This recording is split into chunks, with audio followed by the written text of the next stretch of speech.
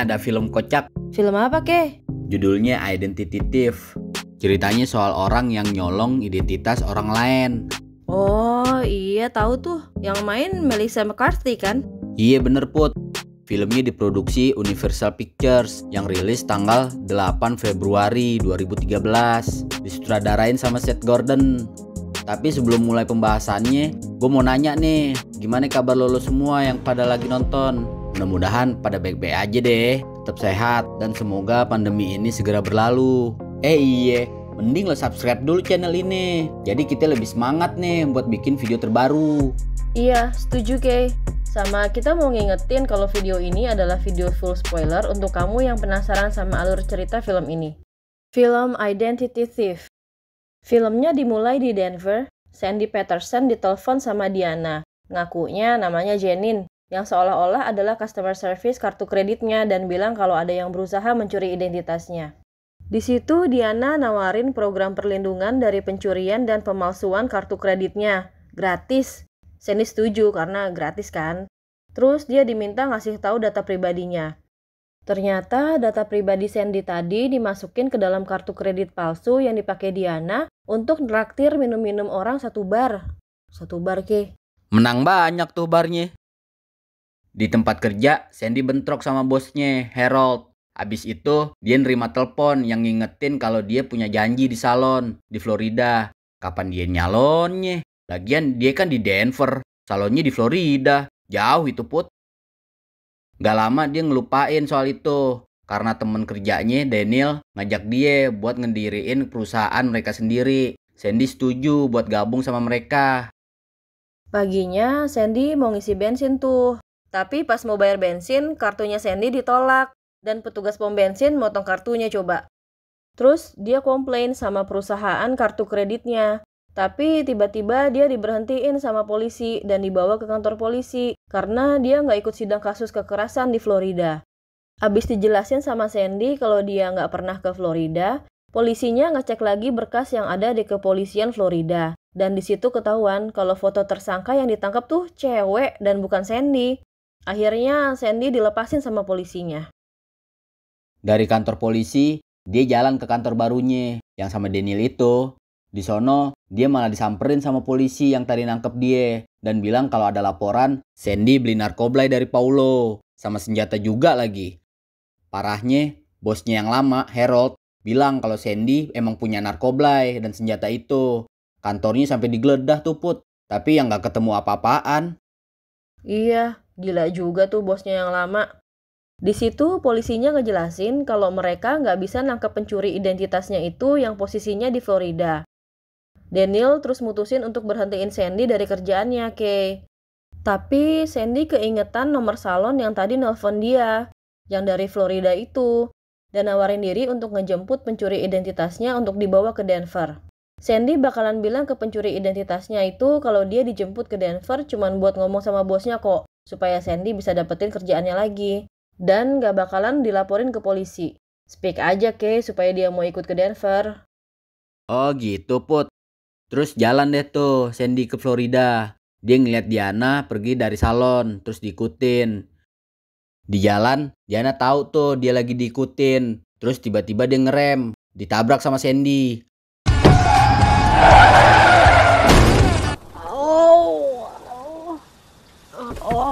Jeez. You got an injury. Mereka tukeran SIM dan di situ ketahuan deh Diana yang nyuri identitasnya Sandy. Mereka ribut, terus Diana ngebawa kabur mobilnya Sandy. Outside my hair! You out! Keep it! Sandy yang nemu alamatnya Diana langsung cabut ke rumahnya Diana. Di sono mereka berkelahi. Tiba-tiba ada dua penjahat masuk, Marisol sama Julian, yang marah-marah terus nembak pintunya Diana. Karena Diana ngasih kartu kredit yang udah kadaluarsa ke bos mereka, Paulo. Sandy sama Diana langsung cabut tuh. Diana tetap aja mau kabur dari Sandy, Ke. Mereka ribut di pinggir jalan tol coba. Sandy ngasih tahu Diana kalau dia cuma perlu Diana untuk ngomong sama bosnya aja. Nggak bakalan ada polisi terlibat. Diana setuju. Tadinya mereka mau naik pesawat tuh ke Denver. Cuman karena sadar KTP mereka sama, mereka nggak jadi naik pesawat dan akhirnya mutusin ke Denver naik mobil. Pas istirahat di motel, Diana pergi ke bar terus ketemu sama Chuck yang suka sama Diana dan mereka minum bareng. Paginya ada debt collector yang nyariin Diana, terus Diana dibawa. Sandy yang ngeliat langsung ngejar dan berhasil ngebebasin Diana. You take my friend? I gotta go. So violent. Tell me you're alright. I think I'm alright. Okay, alright. Mobil debt collectornya kebalik dan bikin debt collectornya itu pingsan. Sementara mobilnya Sandy hancur ketabrak truk. Mereka terus pergi naik mobil debt collectornya tadi. Jadi Diana dikejar-kejar sama dua pihak tuh, Kay. Ada anak buahnya Paulo sama ada debt collector kartu kredit. Mobil debt collectornya overheat Put, dan bikin mereka terpaksa nerusin perjalanan lewat hutan-hutan. Pas lagi mau tidur, celananya Sandy kemasukan ular Put. Dibuang tuh celananya. Tapi ada ular lain yang gigit lehernya Sandy sampai pingsan. No shit, get him off. Trouble.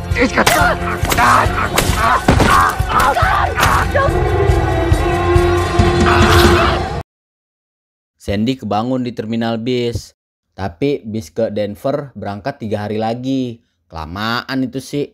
Mereka udah gak ada duit lagi. Karena dompetnya Sandy ada di celananya Sandy yang dibuang. Tapi Sandy keinget sama duit yang ada di kaos kaki. Terus pakai duitnya buat beli mobil bekas. Di terminal bis, debt collector yang udah sadar nyariin Sandy sama Diana. Tapi ditembak sama Marisol. Abis itu Marisol sama Julian langsung cabut nyari Sandy sama Diana. Buat beli bensin, duit mereka ngepas nih, Kay. Diana yang ngebawa alat cetak kartu kreditnya punya ide untuk nyetak kartu kredit palsu buat bayar bensin. Sandy kepikiran buat bikin kartu kredit palsu atas nama Harold. Mereka pergi ke salah satu cabang perusahaan Harold, terus ngebohongin Ken dan berhasil nyetak kartu kredit atas nama Harold. Kartunya dipakai buat bayar bensin. Awalnya, Kay. Tapi dipakai lagi buat nginep di hotel mewah. Pas makan malam, Diana ngaku kalau dia nggak tahu nama aslinya. Terus nggak lama, Ken datang bawa polisi yang langsung nangkep Sandy sama Diana. Sial ya tuh Sandy, baru sekali loh pakai kartu kredit palsu langsung ditangkep. Diana berkali-kali susah ditangkepnya.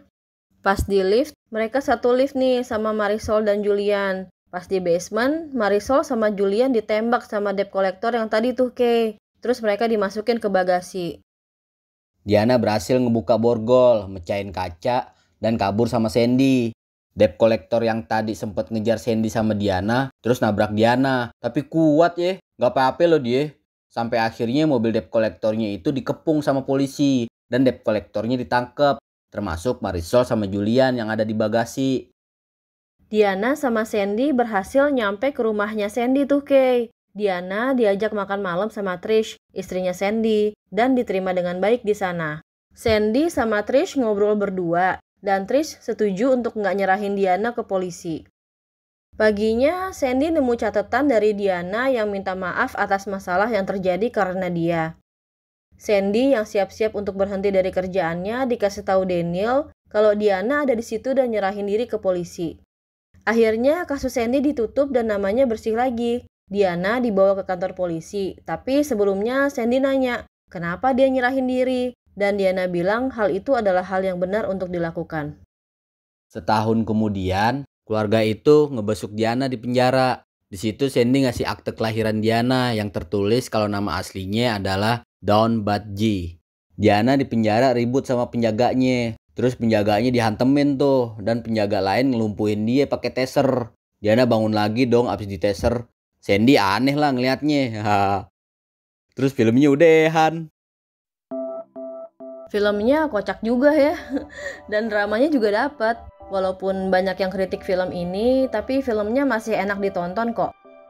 Karakter pencuri identitas yang gak biasa ya, Kay. Karena siapa yang kepikiran pencuri identitas itu modelnya kayak Diana, yang digambarkan sebagai wanita yang dibully karena badannya yang besar, norak, tapi konsumtif. Nggak ada yang ngeh kan, makanya dia susah ditangkepnya.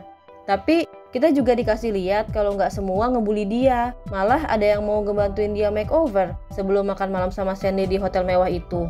Iya, setuju Put. Filmnya dapat rating 5,7 dari IMDb. Ketolong sama Melissa McCarthy-nya sih emang. Dia yang bikin filmnya kocak. sebenarnya lebih enak nonton film fullnya karena banyak adegan yang gak cukup dimasukin ke video ini. Sebelum kita udahan, kalau lo yang nonton video ini suka sama videonya, bolehlah kasih like-nya dan subscribe dulu. Terus nyalain deh lonceng notifikasi supaya bisa update video terbaru dari Patupul. Gue Ke, yuk cabut dulu ya. Yuk Put. Yuk, dadah.